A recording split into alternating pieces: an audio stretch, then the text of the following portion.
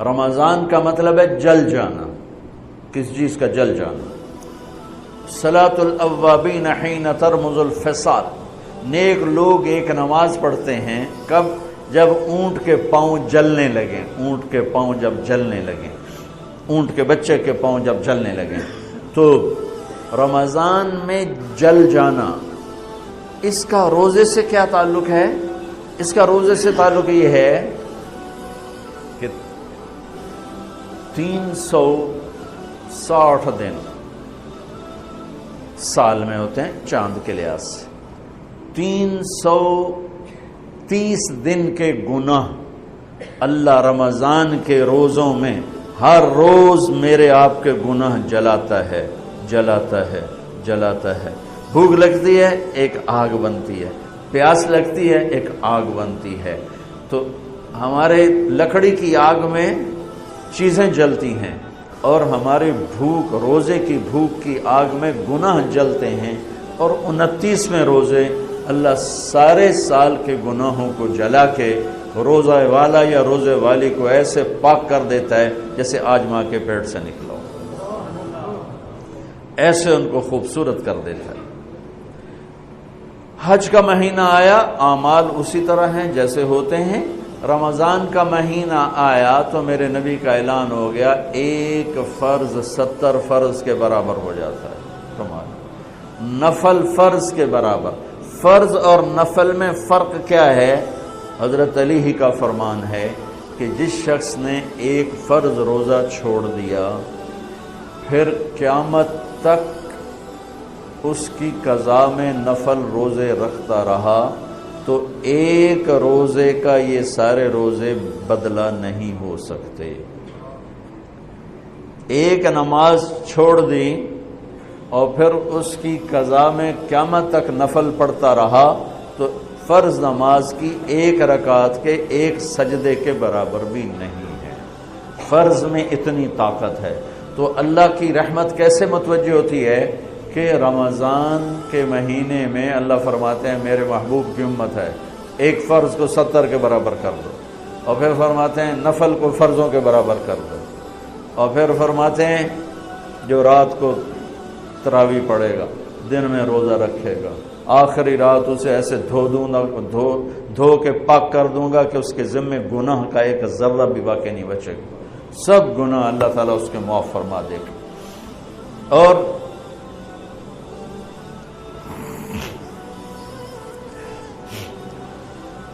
میرے نبی نے فرمایا من صام رمضان ایمانا و احتسابا، دوسری بھی من قام رمضان ایمانا و احتسابا، جس نے روزہ رکھا اللہ کی رضا کے لیے، جس نے تراویح پڑھی اللہ کی رضا کے لیے، اس کے پچھلی زندگی کے سارے گناہ اللہ معاف فرما دیتا ہے۔ رات کا قیام کسی امت کو نہیں ملا۔ دیکھو روزہ سخت تھا تو ان کا قیام اللیل نہیں تھا، چونکہ وہ اپنی کتاب پڑھ سکتے ہی نہیں تھے۔ رمضان میں اللہ نے آسمانی کتابیں اتاری، یکم رمضان کو ابراہیم علیہ السلام پر، 2 رمضان کو تورات موسیٰ علیہ السلام پر، 8 یا 6 رمضان کو عیسیٰ علیہ السلام ان پر، موسیٰ علیہ السلام پر، ان پر داؤد علیہ السلام پر زبور کو اتارا، اور 12 یا 18 رمضان کو عیسیٰ علیہ السلام پر انجیل کو اتارا، اور 21 رمضان کو اللہ تعالیٰ نے پیر کی رات لیلۃ القدر میں غار حرا کے اندر اللہ تعالیٰ نے اپنے محبوب پر کتاب کو اتارا۔ وہ کتابیں فل آ گئیں، لکھی لکھائیں۔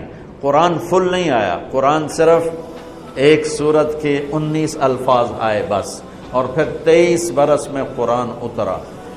کتنے انبیاء ایسے گزرے ہیں جن کے پاس جبریل زندگی میں ایک دفعہ آیا، زندگی میں جبریل ایک دفعہ، اور ایک سے لے کر آگے کوئی تعداد مقرر نہیں ہے، 100 دفعہ 200 دفعہ، لیکن آپ حیران ہوں گے ہمارے نبی پر جبریل 23 برس میں 24,000 دفعہ، 24,000 دفعہ، جو ایک عجب العجائب ہے، عجب العجائب ہے۔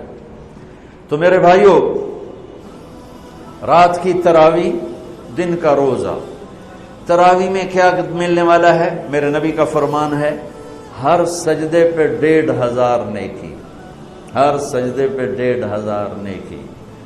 تھوڑی اپنی کاروباری مصروفیت گھٹاؤ، اپنی کاروباری مشقت گھٹاؤ، اپنے ملازموں کی بھی مشقت گھٹاؤ، تاکہ وہ تراویح پڑھ سکیں، روزہ رکھ سکیں، بشاشت سے پڑھ سکیں، اور اللہ کا فضل ہے ڈھیلے سے ڈھیلا حافظ بھی ہو تو 1.5 گھنٹے میں سارا کچھ نمٹ جاتا ہے۔ اتنی سی ہمت کرو میرے بھائیو کہ افطاری میں تھوڑا کھاؤ۔ اگر تم پہلوانوں کی طرح شروع ہو گیا نا، پھر تو تم سے عشاء بھی نہیں پڑھی جائے گی، تراویح تم نے کیا پڑھنی۔ روزہ جسم کی فالتو چیزوں کو جلاتا ہے، روزہ ایک قوت پیدا کرتا ہے ایمانی شیطان کے خلاف۔ وہ کیسے پیدا کرتا ہے شیطان کے خلاف؟ اللہ تعالیٰ حلال کو بھی حرام کر دیتا ہے۔ جب بیوی کو بھی شہوت سے دیکھنا حرام ہو گیا اور یہ اس پہ قابو پا گیا تو اوروں کی عزت کو یہ حرام نظر سے کیوں دیکھے گا؟ جب یہ حلال کھانا چھوڑ گیا تو یہ جھوٹ کیوں بولے گا، یہ گالی کیوں دے گا، یہ غیبت کیوں کرے گا؟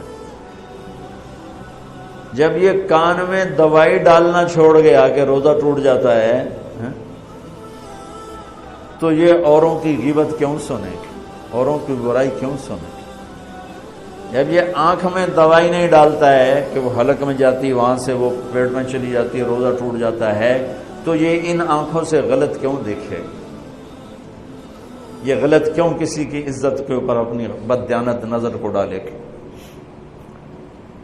تو جب یہ اندھیرے میں بند کمرے میں ٹھنڈا پانی پڑا ہوا ہے اور ہاتھ نہیں لگاتا ہے اور اللہ کا دھیان اسے یاد ہوتا ہے کہ اللہ دیکھ رہا ہے، نہاتے ہوئے ہونٹ بند کر لیتا ہے کہ کوئی پانی کا قطرہ منہ میں نہ چلا جائے اور میرا روزہ نہ ٹوٹ جائے، خراب نہ ہو جائے، تو یہ جب اللہ کا اتنا دھیان اس کو نصیب ہو جاتا ہے کہ اللہ دیکھ رہا ہے، ورنہ کیا کسی کو کیا خبر کہ میں 2 گلاس پانی پیتا یا میں پیاس سے بول رہا ہوں۔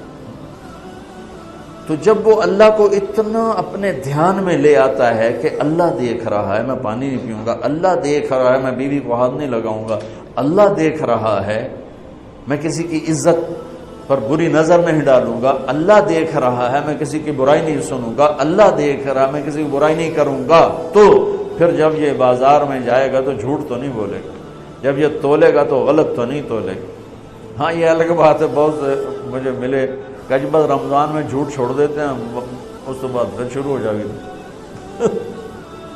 رمضان میں رشوت نہیں لیتا ہوں، اس کے بعد پھر شروع ہو جاتا ہے۔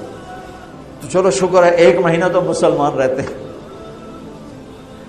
اچھا اس کی وجہ کیا ہے کہ رشوت خور کہتا ہے جی رمضان میں نہیں، جی نہیں، رمضان میں جھوٹ نہیں بولنا، رمضان میں صحیح تولنا ہے، رمضان میں غلط نہیں تولنا ہے۔ کیوں؟